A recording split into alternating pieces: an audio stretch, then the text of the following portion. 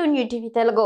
Polavaram project నిర్మాణ పనులు సక్రమంగా జరగడం లేదని, దీనికి ముఖ్యమంత్రి చంద్రబాబు ప్రస్తుత విధానాలే కారణమని వైసీపీ నేత మాజీ మంత్రి అంబటి రాంబాబు తీవ్ర ఆరోపణలు చేశారు. తాడేపల్లిలోని వైసీపీ కేంద్ర కార్యాలయంలో ఆయన మీడియాతో మాట్లాడుతూ చంద్రబాబు ప్రభుత్వంపై తీవ్ర స్థాయిలో విమర్శలు గుప్పించారు. డబ్బులు కాజేయాలనే తత్వంతో పోలవరాన్ని సర్వనాశనం చేశారు. దాన్ని ఇప్పుడు బాగు చేయాలంటే ప్రపంచ ప్రఖ్యాతిగాంచినటువంటి నిపుణులు వచ్చినా కూడా ఇవాళ సరి చేయలేనటువంటి పరిస్థితుల్లో ఇవాళ పోలవరం ప్రాజెక్టు. నేను ఒకటే విఘ్నులైనటువంటి రాష్ట్ర ప్రజలు అర్థం చేసుకోమని మనవి చేస్తున్నా.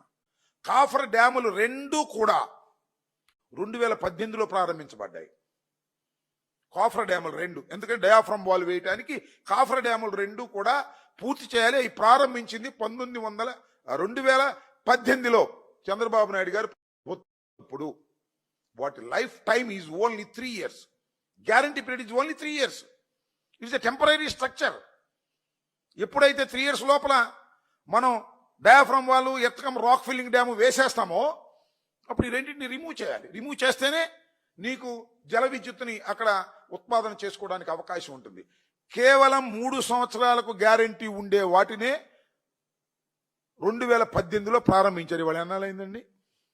Guarantee period over. అందువల్ల ఇవాళ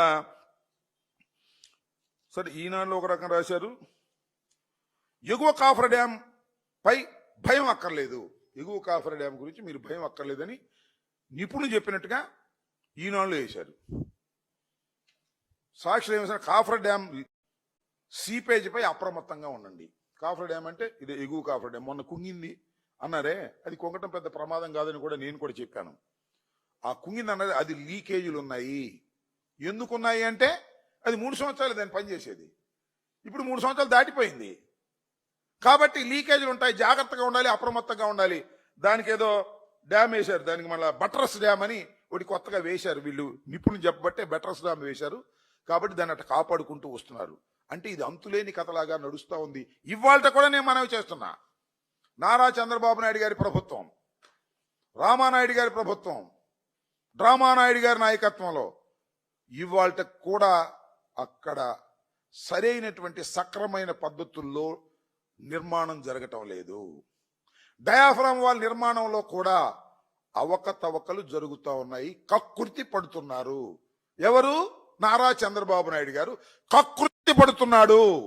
కారణం ఏంటంటే మీరు ఒకటే చెప్తున్నారు, డయాఫ్రామ్ వాల్ సరే భూమి లోపలే ఉంటుందని పాపం కనుగొని చెప్పాడు మన రామానాయుడు గారు. భూమి లోపలే ఉంటుందంట, మాకు తెలియదు, ఆయనకే తెలుసు. మేమంతా భూమి బయట ఉందనుకున్నామంట.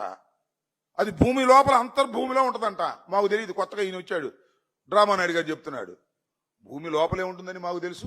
కొన్ని చోట్ల 100 మీటర్లు లోపలికి వెళ్తుంది, కొన్ని చోట్ల కొన్ని మీటర్ల లోపలికి వెళ్తుంది. ఎక్కడైతే రాక్ తగులుతుందో అక్కడికి వెళ్తుంది డయాఫ్రమ్ వాల్, అక్కడ దాకా వేయాలి. ఇట్ కంట్రోల్స్ ది సీపేజ్ని కంట్రోల్ చేస్తుంది. అలాంటి డయాఫ్రమ్ వాల్ ఇవాళ కూడా మీరు డబ్బులు కక్కుర్తిపడి నిపుణుల కమిటీ, ప్రపంచ నిపుణుల కమిటీ చెప్పింది ఏమిటంటే 1.5 మీటర్లు వెడల్పు ఉండాలి. లోపల దిగేది వెడల్పు 1.5 మీటర్లు ఉండాలి. మీరు వేస్తుంది ఎంతో తెలుసా? నాకున్న సమాచారం ప్రకారం కాదంటే చెప్పండి, సవాల్ చేస్తున్నా. 0.9 మీటర్లు వేస్తున్నారు. అంటే 1/2 మీటర్ పైన ఇంకొద్దిగా తగ్గించేస్తున్నారు. ఈ తగ్గించడం వల్ల సీపేజ్ వచ్చే ప్రమాదం ఉంది. ఇప్పటికి వేసినటువంటి డయాఫ్రమ్ వాల్లో కూడా సీపేజీ వస్తుందని నిపుణులు చెప్పారు పరిశీలించి. ఇంత దౌర్భాగ్యం మీరు చెప్తున్నారే, ఏం చేస్తున్నారు మీరు? ఈ ప్రాజెక్ట్ని ఎక్కడికి తీసుకువెళ్తున్నారు? ఎంత దౌర్భాగ్యమైన పద్ధతుల్లో ఈ ప్రాజెక్టుని మీరు నిర్మాణం చేస్తున్నారు. క్వాలిటీ లేకోకుండా చేస్తున్నారు, కక్కుర్తి పడుతున్నారు.